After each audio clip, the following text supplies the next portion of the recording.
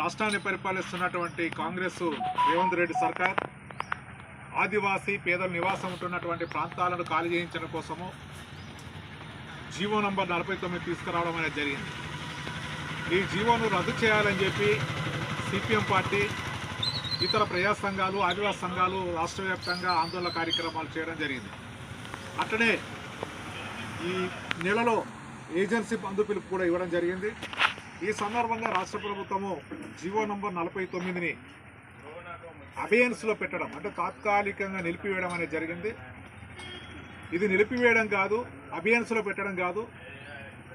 ఈ రాష్ట్ర ప్రభుత్వానికి ఆదివాసుల పట్ల గౌరవం, ప్రేమ ఉంటే జీవో నంబర్ 49ని పూర్తిగా రద్దు చేయాలని చెప్పి సిపిఎం పార్టీగా డిమాండ్ చేస్తున్నాం.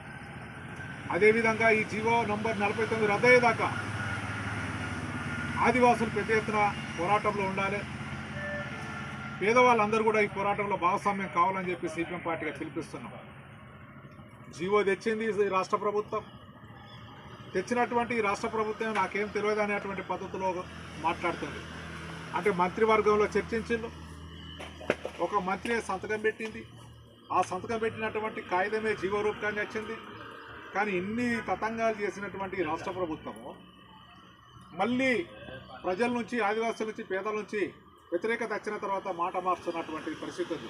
మీరు మాట మార్చినా, మీరు సంతకాలు పెట్టినటువంటి కాగితాల్లో మీ సంతకాలు చెదిరిపోవనేటువంటి విషయాన్ని మీరు సోయిలలో ఒకటో మాట్లాడుతున్నటువంటిది ఉంది.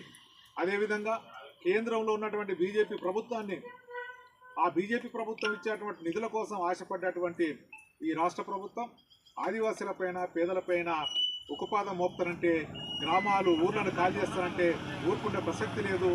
జీవో నంబర్ 49 అబియన్స్లో పెట్టడం కాదు, పూర్తిగా రద్దు చేసే విధంగా ఈ ప్రభుత్వం చర్యలు తీసుకోకపోతే రాబోయే కాలంలో ప్రజా ఉద్యమం చేపడతామని చెప్పి సందర్భంగా తెలియజేస్తున్నాం.